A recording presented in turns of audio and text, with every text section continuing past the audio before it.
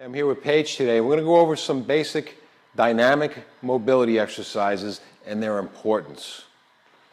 People will bypass the warm-up and get into the workouts. Bad thing to do, not only for injury purposes, but think if you want to perform at an optimal level, you want your body to fire off properly and on time. That's what the warm-up is about, getting yourself straight here and getting your nervous system straight to fire and perform properly. We'll start with a lateral neck flexion extension. Paige is going to reach at the ground. Remember, you're trying to create a long body here. So with her reaching her fingertips at the ground, this becomes long and she's stretching the side of her neck. Now, pushing her fingertips at the ground, she's going to go chin to chest and all the way back. Same thing. Make your body as long as possible. There's nothing forced here. All she's doing is working back and forth and lengthening her neck. Good. Now go around the world. Same thing. You're trying to draw your head up and around that big orb, all the way up and around, and relax. A tense body does not loosen. Good. And go the other direction. Same thing. She's trying to lengthen and draw bigger and bigger circles with her head. Great for tension headaches and everything else as well. You can do these. You can't overtrain these. Do them all day. Good. Now the next thing, arms above the head. She wants to overreach her hands, so this is under stretch. Now create quick, small circles. Good. The quickness, the reason the quickness is important is we're trying to activate and wake up our nervous system. If she la-di-das these circles and does them slow, she's not activating. There's no need for her body to feel like, hey, something's coming, I got to get ready. Now go the other direction. Right. Very good. Very good. Go out laterally with your arms now. Same thing. Now she's trying to pull her arms back so her pec and her deltoid are under stretch while she's going. You'll feel backhand is a little more natural to roll. Now come forward. Roll the hands over and come forward. And we're also trying to create a little fatigue here. Fatigue is very important. You want the body slightly fatigued during your warm-up. Reach out front. Now she's overreaching her hands, stretching behind the scapulas, the shoulder blades. Turn your hands upside down and reach, overreach. This is warming up her shoulder, stretching her back, telling the nervous system something's coming. Big circles now. I want you to come way up and over the top.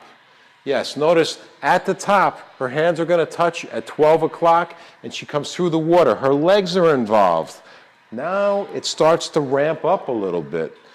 She's activating more joints. Good. Now let's go backwards. Same thing. Hands meet at 12 o'clock and come up and around.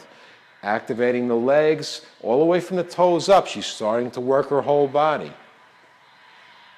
Good. And now a scarecrow. Generate speed. Open up. Relax through your neck and your traps.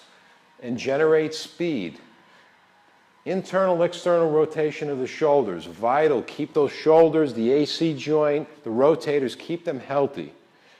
You're able to train harder and longer. Good. Now, Paige, go behind the back and rotate your hips. Watch her feet. She should be rotating on the outsides of her feet because I'm trying to get as big a circle as possible. And once I have my balance, I want to generate a lot of speed in and around that circle. Try to keep your shoulders back a little bit. Remember, hip, that's it, shoulders back here. Good, don't fall forward. Now let those hips go. Good, good. Look at her feet now. Now she's rotating in a big circle. Rotate the other direction. Try to maintain speed. If you do this slow, once again, you're losing the effect. You want a lot of speed and constant motion. Keep the energy flowing in that spiral. Good. Now, hands behind the back. We're going to do a hip thrust. This is a good prep for your back. As you thrust forward, you're all the way forward, you're going to drop down. Forward, down. After you find your rhythm with these, you can start to generate more speed. Becomes a little bit of a ballistic stretch for your hamstrings. Very athletic motion. Her back is flat. Her head is up. Nothing round in her back. And you feel that little tug in your hamstring. That's good. Both insertions of that hamstring from behind the knee and the one that ties in under your rear end should get pulled. Good. Now, a variation of this hip thrust. Hip thrust, look straight downfield and go over a leg. Begin. Good. Back is flat. Now you're deriving left and right side, creating a little imbalance and also a little rotation. Once again, it becomes athletic motion during the warm-up. We're on the move. We're doing nothing statically.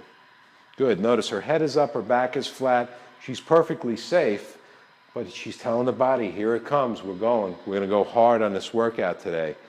The body is primed and starting to get ready. The nervous system is activated, ready to fire off. Good. Now, another hip thrust here. Knee flexion. You're going to drop straight down and behind the wall. Load the hips and straight down. You might hear me say during some of these workouts and all, load your hips. Reboot, reload your hips. If the back starts to round, if you fatigue, I'll oftentimes tell clients, hey, throw your hips forward, reset or reboot your spine. Get it ready to hold proper posture. Good. Straight up and down. Good. Notice she's picking up her speed, whether she knows it or not. Her body's feeling looser and better, so she's able to do these a little quicker. Good. Next one, hands all the way up, and we're going to do hip pops. In this, I'm going to shift my weight. My hands are going to stay evenly spaced, and I'm going to shift my weight side to side to side, throwing my hip out laterally. Good. And this will loosen everything up, especially when you reach for the sky. It's going to loosen your hips. It's going to loosen your rib cage and get that body good. Look at it, look at the shift in her feet. She's got like a 90-10 disparity at points as she shifts right and left, and that's exactly what you want. Now grab at the elbows and hip hop and do the same thing. Pull behind those elbows.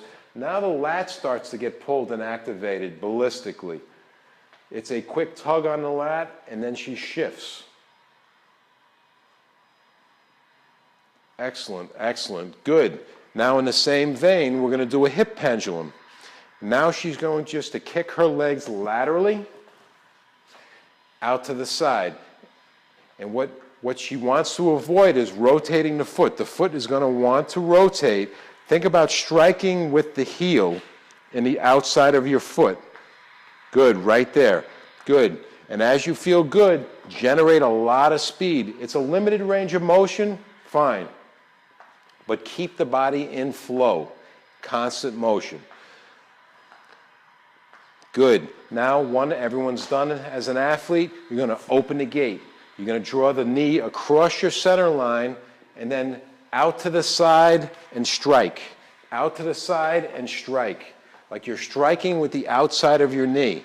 This one is a speed drill. You have to do it quick. Knock the rust off your hips. Like a rubber band, you come across your center, wind that rubber band, and then the strike happens. All in balance. Excellent, Paige. Good. Now the legs are going to come beyond shoulder width. Helicopter. Helicopter, you want to rotate, relax your upper body, and let it flow and give yourself a slap. Look at her feet. Let's go ground up.